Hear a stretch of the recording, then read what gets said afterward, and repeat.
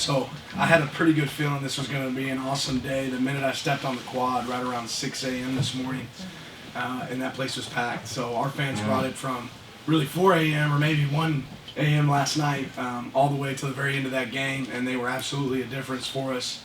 A complete team win. We changed the game in special teams. We were able to have some big momentum plays offensively and defensively when you're scoring field goals for them, and we're trading them for touchdowns. That's going to be a recipe for success. Certainly a lot of things that we can get better at. I don't think anybody on our team's satisfied, and I think that's what gives this team a chance to be hungry and great. But really excited about moving forward to the next game. We're going to enjoy this one, though. We'll start on the right over here with Zach. Coach, you said before that you feel like you've learned something about your team after every game. What do you really think you've learned about yourself or your team this week? The buy-in. You always want buy-in as a coach. And at halftime, we sat there and we talked about, hey, the most physical team's going to win this game. You go and look at the brand of football we played going in to the half, and then really coming out in the third quarter, we said we're gonna run the ball. We're gonna be more physical than you, and we did that in the third.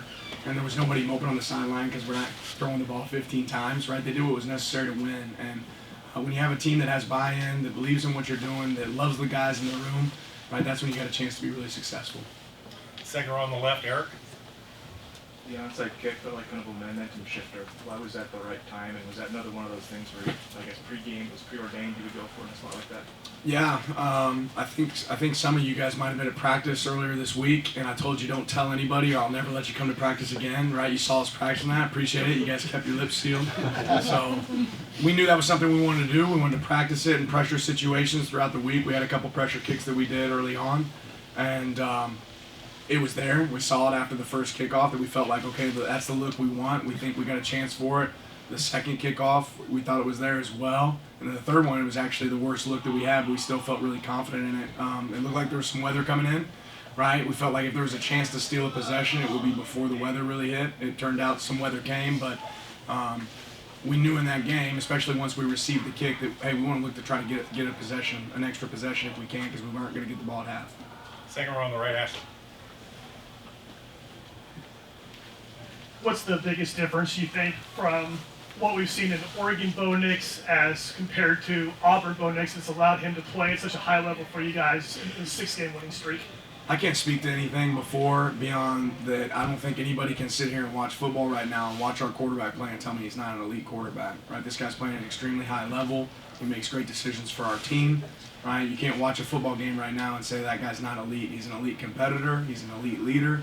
He has phenomenal character. He's throwing the ball really well, and he's making great decisions. And he's humble, and I think everybody on our team is excited about his success. Front left, James. Dan, the previous 5 games going into the bye, as well as the offense was playing, and it was playing well in almost every facet. There could have been caveats by way of caliber of opponent, caliber of defense. This team was ranked 120X in whatever statistic. To date, this is the best defense you've played since Georgia, and statistically was better than Georgia in certain areas. You put up 545 yards and over 200 yards rushing, and those level of accuracy and efficiency, 100-yard receiver. We go on and on. How did you guys do this against the best test that you faced so far? Yeah, for us, the standard's the standard. It really doesn't matter who we play. I mean, we can ask those guys in the locker room before the game started, who are we playing? We're playing Oregon, right? Every week we're competing against ourselves. I think that's a really good football team that we just went against, but the standard doesn't change based on the team you play. And our offense has been operating at a really high level. I think that's credit to our offensive coaches, our staff, and then also credit to our players and the work they put in during the week. Over here on the right, Andy. Dan, a lot of people who watched that first game against Georgia would have been surprised to see you here now, 6 games later, playing as well as you guys are. What is it about your team that they were able to kind of flush that so quickly and get into the kind of rhythm they have ever since then? Growth mindset. Our players have a growth mindset, right? And they know every single week that it's an opportunity to get better. And just because we won this game doesn't mean we're not going to look for an opportunity to improve, right? Monday, these people that are in this room frequently know that I'm going to say we're going to go to the doctor. We're going to figure out what we can get better at. We're going to go take our medicine and improve. And our team's done that week in and week out. All the way back in the back, Matt. Third quarter opening drive for you guys, 12 straight run plays, ended up in a touchdown. Just what did that drive mean to just this game and just the identity of this team? You just talk about momentum swings, right? And you talk about an opportunity when that's an explosive offense we just played. They're really hard to defend. They're obviously really well coached. The best way you can defend them is to keep them off the field. And we felt like there was going to be some moments in this game where we wanted to be able to have our offense on the field and their offense off the field. And that's a great example of our offense doing that, utilizing the clock, being able to take advantage of time of possession and work the ball down the field. On the right, second row, Zach. We knew going into this game that DTR's leg could be something that could potentially hurt you. What do you think you guys did that allowed you to be so successful against him?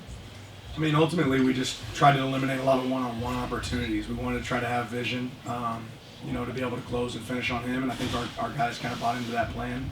Did a really good job of executing when we did have a chance. I don't know if we had a sack in the game, but we did keep him contained. I know he had a couple scrambles. He's a really talented player. He's a really tough guy to stop. But you want to be able to know that going in. It really wasn't about statistics for us as much as it was keeping him corralled. Second row on the left, Eric. You talked in the bye week about third down defense being a focal point. It wasn't probably perfect tonight, but forcing those 3 field goals rather than touchdowns, how critical was that? And did you see improvement on some of those third down plays? Yeah, we're better. We're not where we want to be at, and I think we'll be the first to admit that. We've got to continue to improve and continue to grow there, and I think we will. But when you're trading touchdowns for field goals, that's a recipe, I think, for success. Eventually we want to be able to turn those into stops. They had some fourth downs that I wish we could have got off the field. But at the same time, they weren't able to score quick. And if they're not able to score quick when there's that kind of deficit, it's going to be hard for them to get back in the game. Back to Ashley over here on the right in the second row. Dan, how good is your offensive line right now, and what kind of a level do you feel like they're playing at?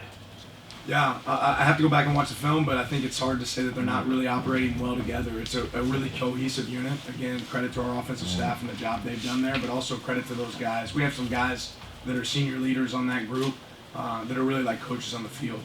Right? And they're able to communicate what looks they see every time they come over. Coach Dillingham actually came up to me before. If you guys watched Alex Forsythe work when no one else is working, you'd understand why that offensive line is like it is. Right? He's out there practicing snapping the ball before practice starts. Right? He's going through calls. And we were in chapel today, and Alex Forsythe's carrying the football around with him in chapel. And I know the Lord appreciates that. Right? And so do the Ducks. So those guys work really hard, and hard work pays off. Right in the middle. One row up. One row up. Nope, up here. Longer hair. There we go. Could you talk about the job your defensive secondary did? I mean, I don't think UCLA got a lot of stuff going down the field. Was your defense designed to stop the explosion plays? Do you feel like your DBs made a step forward this week? Yeah, I think again, have to still go back and evaluate the film, but one of our goals coming in this game was to make sure we had more explosives than they had, and that explosive ratio. And if you want to do that, you have to eliminate the explosive plays downfield. I think Coach Kelly does such a good job of lulling you to sleep and then challenging your eyes. And we wanted to make sure we didn't have a lot of eye violations in this game, and our guys did a good job of that. Front left, James. And at the point, Dan, for a lot of fans here today, this is one of the largest crowds in the stadium's history. A lot of people seeing you guys for the first time, in part because of who's on the other sideline, and that was a big part of this. For how aggressive you were, for the big plays, for the utilization of tempo, a lot of people are going to leave today feeling like you out-chipped, and you, not just you, but your staff. You mentioned the offense doing it. How do you feel on a personal level about, when that is part of this, when part of the matchup is the former coach who had success here a certain kind of way? I have a lot of respect and admiration for Coach Kelly. We got the W today, but that's that's credit to our players. That's credit to our staff. That's not me. Second row, aisle. Hi, Dan. You mentioned your offensive staff. Could you just describe the impact Coach Dillingham's had on this offense?